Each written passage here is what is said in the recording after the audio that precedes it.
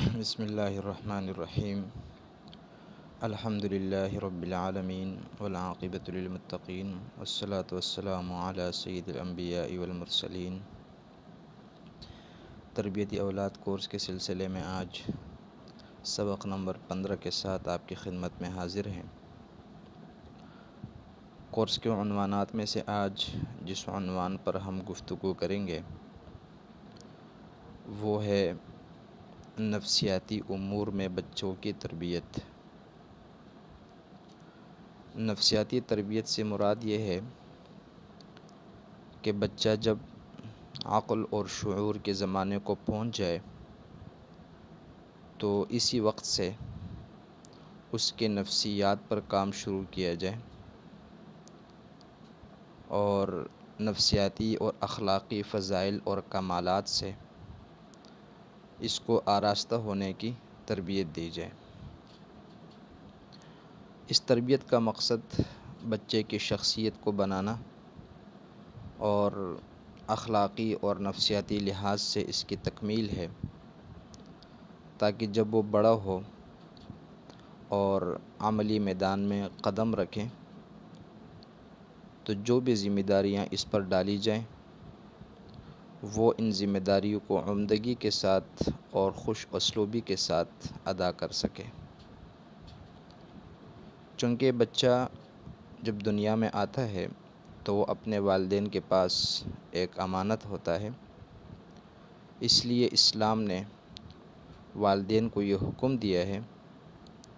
کہ وہ بچے کے پیدا ہوتے ہی جسمانی لحاظ سے اور اسی طرح نفسیاتی لحاظ سے اس کی تربیت کی فکر کرے۔ اب وہ امور اور وہ عوامل جن کی وجہ سے یا جن کو بنیاد بنا کر اپنے بچوں کی نفسیاتی تربیت ہمیں کرنی ہے، ان میں سے چند یہ ہے۔ نمبر 1، بچوں میں شرمیلا پن ہونا یا اس میں جھجک کی بیماری کا ہونا۔ نمبر 2، ہر وقت خوف اور ڈر کی عادت کا ہونا۔ نمبر 3، احساس کمتری کا شکار ہونا۔ نمبر 4، حسد اور بغض اور کینے کی بیماری کا ہونا۔ اور نمبر 5، غصہ اور غضب کی بیماری کا ہونا۔ ہم کوشش کریں گے کہ کم از کم 2 اسباق میں ان 5 چیزوں پر مختصر روشنی ڈالیں۔ جہاں تک پہلی عادت کی بات ہے، یعنی بچے میں شرمیلا پن اور جھجک پن کا ہونا، تو یہ بات تو ہم سب جانتے ہیں کہ بچوں میں فطری طور پر شرمیلا پن ہوتا ہے اور اس کی ابتدائی علامات اسی وقت سے شروع ہو جاتی ہیں جب بچے کی عمر 4 مہینے ہو، اور 1 سال کی عمر مکمل ہونے کے بعد تو یہ شرمانے کی عادت اور یہ شرمیلا پن صاف نظر آنے لگتا ہے۔ چنانچہ ہم دیکھتے ہیں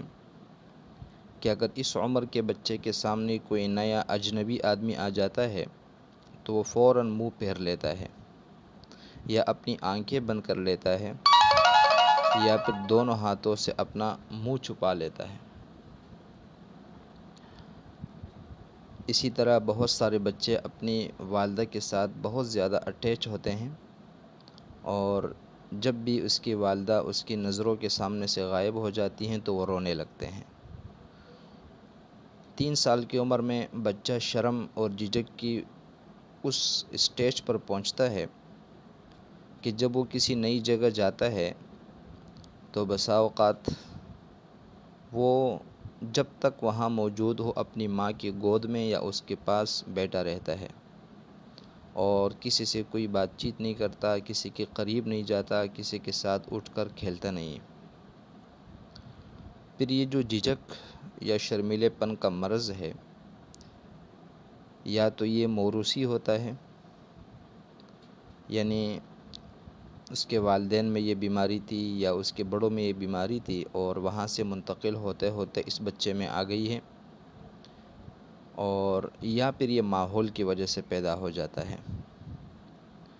یہی وجہ ہے کہ جو بچے دوسروں کے ساتھ میل جول رکھتے ہیں، ان کے ساتھ اٹھتے بیٹھتے ہیں، خصوصاً جوائنٹ فیملی کے اندر جب کئی والدین کے بچے ایک ساتھ رہتے ہیں تو دوسروں کے ساتھ میل جول رکھنے والے اور دوسروں کے ساتھ اٹھنے بیٹھنے والے بچے یہ کم شرمیلے ہوتے ہیں۔ البتہ جو دوسروں سے میل جول یا اٹھنا بیٹھنا نہیں رکھتے، اپنے کمرے تک یا اپنی والدہ کے گود تک محدود رہتے ہیں، تو ان میں یہ بیماری زیادہ ہوتی ہیں۔ اب اس بیماری کا علاج اسی طرح ممکن ہے کہ ہم بچوں کو لوگوں کے ساتھ میل جول کا عادی بنائیں، چاہے اس کے لیے ہمیں اپنے قریبی رشتہ داروں کو یا اپنے قریبی دوستوں کو بچوں سمیت گھر پر بار بار بلانا پڑ جائے، یا والدین خود اپنے دوستوں کے گھر یا اپنے قریبی رشتہ داروں کے گھر آنا جانا رکھے تو بچوں کو بھی اپنے ساتھ لے جائے،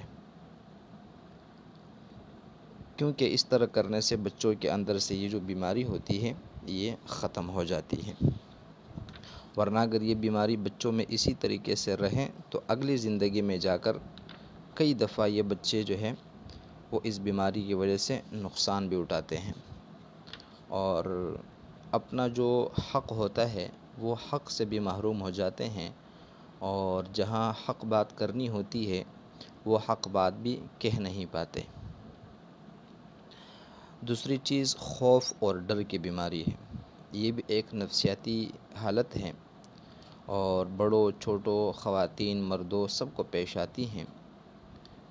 یہ عادت کبھی کبھار تو قابل تعریف ہو جاتی ہیں، اور یہ اس وقت ہے کہ جب بچوں میں ایک حد کے اندر رہتے ہوئے یہ بیماری موجود ہو، اور اسی خوف اور ڈر کی وجہ سے بچے بہت سارے حوادثات سے بچ جاتے ہیں اور بہت سارے مشکلات اور آفات سے دور رہتے ہیں۔ لیکن اگر بچے کے اندر یہی خوف اور ڈر یہ عام حدود سے بڑھ جائے اور فطری اسٹیٹ سے آگے جائے تو اس سے بچے میں نفسیاتی بے چینی پیدا ہو جاتی ہے، اور اس وقت یہ عادت ایک نفسیاتی مسئلہ بن جاتا ہے جس کا دور کرنا اور اس کے بارے میں غور اور فکر کرنا یہ والدین کے لیے پھر ضروری ہو جاتا ہے۔ جو بچوں کے نفسیاتی ماہرین ہیں وہ اس بارے میں لکھتے ہیں کہ بچے میں اس کی عمر کے پہلے سال کبھی کبھار خوف کی علامات ظاہر ہو جاتی ہیں، اور یہ اس وقت ہوتا ہے جب گھر میں اچانک شور شرابہ ہو، یا کوئی چیز اچانک گر جائے، یا پھر گھر کے باہر سے کسی چیز کی آواز آ جاتی ہے، یا پھر والدین آپس میں بہت زیادہ بلند آواز سے بات چیت کرتے ہیں، آپس میں لڑائی جھگڑا ہوتا ہے، شور شرابہ ہوتا ہے، تو یہیں سے بچے سہم جاتے ہیں اور ان کے اندر خوف اور ڈر کی عادت کی بنیاد پڑ جاتی ہے۔ تقریباً اس کا آغاز عمر کے چھٹے مہینے سے ہو جاتا ہے کہ جب کوئی اجنبی اور نئے آدمی گھر میں آ جاتا ہے تو بچہ اس سے ڈرنے لگتا ہے، لیکن یہی بچہ جب تیسرے سال میں داخل ہو جاتا ہے تو بہت ساری چیزوں سے پھر ڈرنے لگتا ہے۔ مثلاً راستے میں کوئی جانور دیکھ لیا، یا پھر کسی تیز رفتار گاڑی کو دیکھ لیا،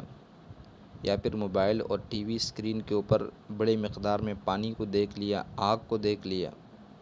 تو پھر بچے جو ہیں وہ خوف اور ڈر کا شکار ہو جاتے ہیں۔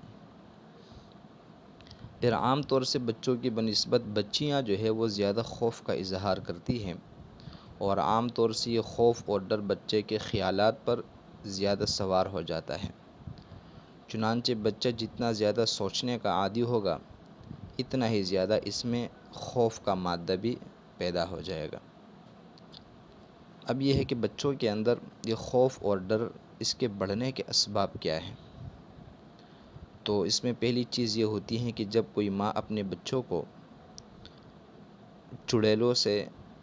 جنات سے یا بھوت وغیرہ سے ڈراتی رہتی ہے۔ اسی طرح دوسری وجہ اس کی یہ ہوتی ہے کہ بچے کے ساتھ حد سے زیادہ ناز اور نخرے اٹھانا اور اس کے ساتھ لاڈ اور پیار کرنا، اور ضرورت سے زیادہ بچے کے لیے بے چین ہو جانا، اس سے بھی بچے کے اندر ایک خوف پیدا ہو جاتا ہے۔ اسی طرح بچے کو گھر کے کسی کونے تک یا گھر کے کسی ایک کمرے تک محدود کر دینا اور وہاں اس کو چھپ کر بیٹھنے کا عادی بنا دینا، اور اسی طرح بچوں کے سامنے ایسے خیالی قصے اور ایسی کہانیاں، ایسے افسانے بیان کرنا کہ جس کا کوئی وجود ہی نہیں ہوتا، تو یہ وہ چیزیں ہیں جو بچوں کے اندر خوف اور ڈر کو پیدا کر دیتے ہیں۔ اب یہ ہے کہ بچوں کے اندر سے خوف اور ڈر کی یہ بیماری ختم کیسے ہوگی، تو انشاءاللہ اس پر ہم پھر اگلے سبق میں بات کریں گے۔